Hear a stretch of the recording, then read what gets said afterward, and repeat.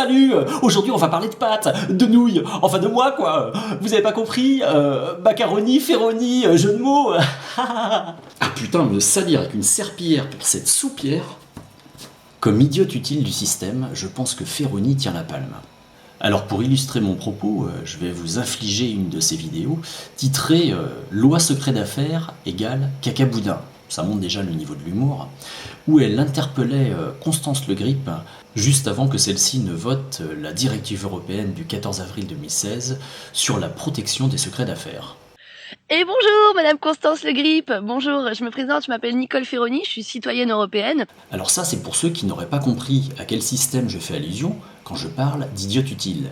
Il s'agit bien sûr, vous l'aurez compris, du pouvoir européiste. Et je me suis dit, bon, appelons vite Constance Le Grip avant qu'on la prenne en grippe. Le Grip, petit jeu de mots.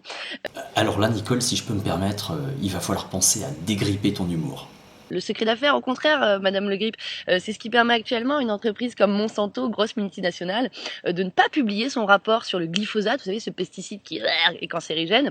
Et vous, votre loi permettrait qu'en plus Monsanto puisse nous attaquer si jamais on dévoile cette donnée comme quoi c'est vraiment cancérigène. Bon, je vous épargne le reste de cette vidéo où Nicole Ferroni s'acharne sur Constance Le Grip, qui n'est pourtant, ça lui est peut-être échappé, qu'une marionnette en fait du pouvoir européiste.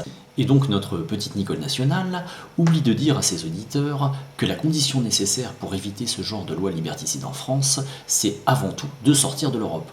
Et oui, cette humoriste sait très bien quelle ligne rouge il ne faut pas franchir pour rester sur France Inter, à savoir trop critiquer l'Union européenne et surtout évoquer une possible sortie de celle-ci par l'article 50. Alors désolé pour ceux qui croyaient que Nicole Ferroni était un esprit libre et indépendant. Eh bien non, elle fait partie de cette meute de caniches comme Mélenchon, François Ruffin ou Le Pen qui veulent une autre Europe. Si le pouvoir médiatise ce genre de personnage, c'est entre autres pour pouvoir drainer les voix contestataires vers des voies de garage qui ne sont pas dangereuses pour l'Union européenne. Et ça sert aussi à faire croire qu'il existe encore un débat démocratique politique en France. Et en ce sens, Nicole Ferroni est l'idiote utile par excellence. Bon, maintenant je vais devoir vous laisser. Après avoir bouffé de la nouille, je vais tenter de reconstituer ma serpillière. La bise!